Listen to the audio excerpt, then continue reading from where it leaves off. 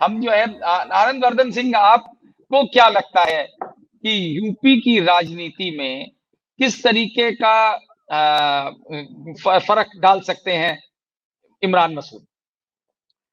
देखिए, जो केपी मलिक साहब ने जो कहा, मैं उसी बात को आगे बढ़ा दूं, लेकिन थोड़ा मैं इसका एक बैकग्राउंड, इसलिए कि दर्शकों को थोड़ा बैकग्राउंड समझ में आ जाए। हाँ बिल्कुल बताइए। इमरान मसूद के लिए मुश्किल क्या हो रहा था कि इमरान मसूद साहब 2 बार लोकसभा का इलेक्शन लड़े थे। 2014 में अच्छा इलेक्शन लड़े थे, 4 लाख से ऊपर वोट मिले थे उनको, सेकंड रहे थे और उस समय इलेक्शन हार गए थे और कम वोट से हारे थे, 60-70 हजार वोट से हारे थे, जो लोकसभा के लिए बहुत ज्यादा मार्जिन नहीं मानी जाती है। नीचे 5 विधानसभा की सीट होती है, एवरेज अगर मानिए तो 10-12 हजार से अगर विधानसभा में एक-एक एवरेज पड़ रहा है तो ऐसा कुछ नहीं है। 2019 में वोट घटे और वो वोट घटने का एक बड़ा कारण ये था कि कांग्रेस के भी वोट घट रहे थे और उनको 2,07,000 वोट मिले थे और वो थर्ड नंबर पे आ गए थे। इसके बाद क्या हुआ कि 2022 में इनके पास दो दो देखिए, जो भी पॉलिटिकल आदमी होता है, उसका अगर वो इलेक्शन ना लड़े तो कोई उसके लिए उतना आवश्यक नहीं होता है। कई लोगों को लगता है ये इलेक्शन बहुत लड़ते हैं।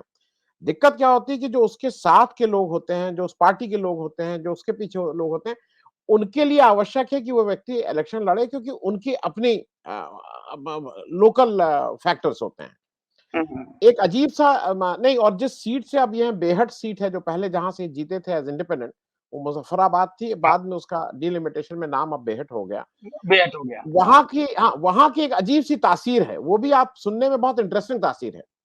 2007 में जब ये जीते और मायावती जी ने सरकार बनाई, तो ये वहां से इंडिपेंडेंट जीते थे। 2012 में जब अखिलेश यादव सरकार बनाया तो वहां से बीएसपी का कैंडिडेट जीता। 2017 में जब बीजेपी ने सरकार बनाई तो वहां से इंडियन नेशनल, वहां से कांग्रेस के नरेश सैनी जीते और फिर नरेश सैनी को तो अच्छा, वहां एक और इंटरेस्टिंग वो मैं बताऊंगा। और फिर 2022 में फिर जब बीजेपी सरकार बनाई तो फिर वहां पे सपा के उमर अली खान जीते। उस सीट से कुछ ऐसा होता, हाँ, वो जो जो जो रूलिंग पार्टी होती है उसका नहीं जीतता है। दूसरा वहां की एक और तासीर समझने वाली है। ये विधानसभा वहां की पे बात कर रहे हैं आप? मैं विधान नहीं, क्योंकि इनके लिए विधान, जब ये 2022 में आए थे तो उस समय ये यहां से लड़ना चाहते थे। इनके लिए दूसरी समस्या समझिए। उस सीट की एक और समस्या यह है कि वहां से जो जीतता है, वहां पे 2012 में महावीर सिंह राणा साहब जीते, उनको बीजेपी तोड़ के ले जाती है। बीजेपी वो 2017 में बीजेपी के कैंडिडेट हुए, नंबर 2 हो गए। वहां से नरेश सैनी जीते 2017, बीजेपी तोड़ के उनको फिर ले गई, वो फिर सेकंड हो गए 2022 में। तो वहां की तासीर बिल्कुल एंटी बीजेपी है, वहां पे बीजेपी का जीतना बहुत आसान नहीं है। अब 2022 में हुआ ये कि इनको एक तरह से, इनको इनके पास कोई ऑप्शन नहीं था, क्योंकि वहां कांग्रेस एक नया एक्सपेरिमेंट प्रियंका गांधी जी कर रही थी, 33% आरक्षण वाला। और वो जो एक्सपेरिमेंट किया गया वहां पे, ये भी दर्शक जान लें, वहां केवल 1600 वोट कांग्रेस को मिले थे विधानसभा इलेक्शन में, जहां पे कोई 1 लाख से ऊपर वोटों से जीते थे सपा के कैंडिडेट।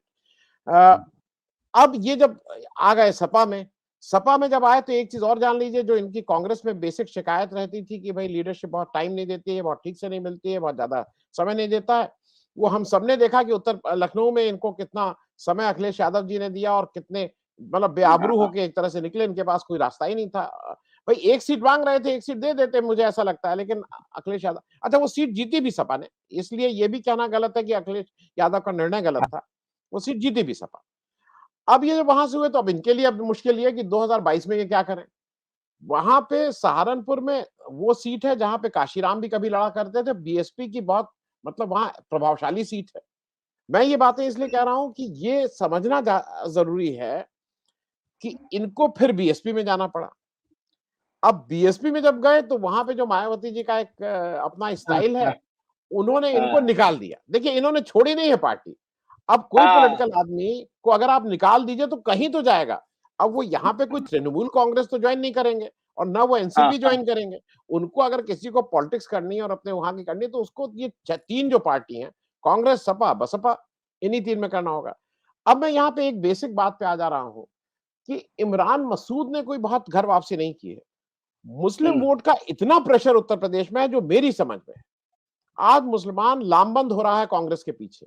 और अगर कोई मुस्लिम वोट के पीछे अगर जो जो इस उस पे इलेक्शन लड़ता है टिकट से ज्यादा, मुझे लगता है अगर कोई मुस्लिम वोट की चाहत रखता है तो उसको मैं एक खराब शब्द यूज कर रहा हूं, उसको झक मार के कांग्रेस में आना पड़ेगा या कांग्रेस के साथ आना पड़ेगा। कांग्रेस में आइए या कांग्रेस के साथ आइए। ये बात मैं सिर्फ इसलिए कह रहा हूं कि अभी आधा रास्ता है। इतनी आसानी से अखिलेश यादव इनको छोड़ देंगे।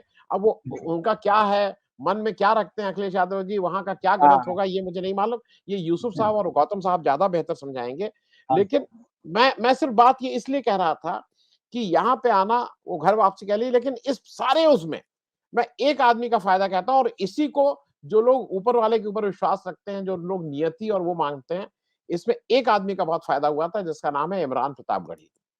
क्योंकि जब ये कांग्रेस से निकले सही तो बात है। एक वो वैक्यूम क्रिएट हुआ।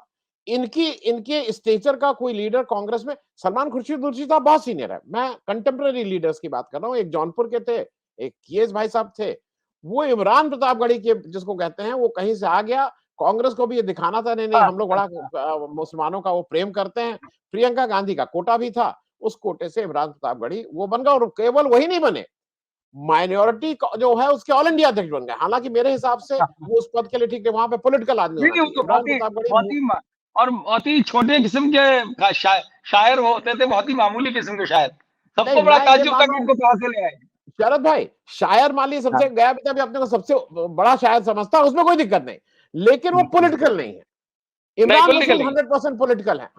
हम उनसे इत्तेफाक रखें या ना रखें, इमरान मसूद के अंदर जो जो खून दौड़ता है वो पॉलिटिक्स का खून दौड़ता है। इमरान, मैं उसके अगेंस्ट नहीं हूं, लेकिन किसी कभी कभी नियति अपना वो काम करती है। इस सारे उसमें इमरान प्रतापगढ़ी जी का फायदा हो गया। अब वो बहुत आगे खड़े हुए हैं रेस में। अब इमरान मसूद साहब को अपना कवर करना है। देखिए आगे आने वाले समय में क्या होगा। बीपी गौतम साहब और यूसुफ साहब इसमें बेहतर बताएंगे। सत्य हिंदी का ऐप डाउनलोड करें गूगल प्ले स्टोर पर।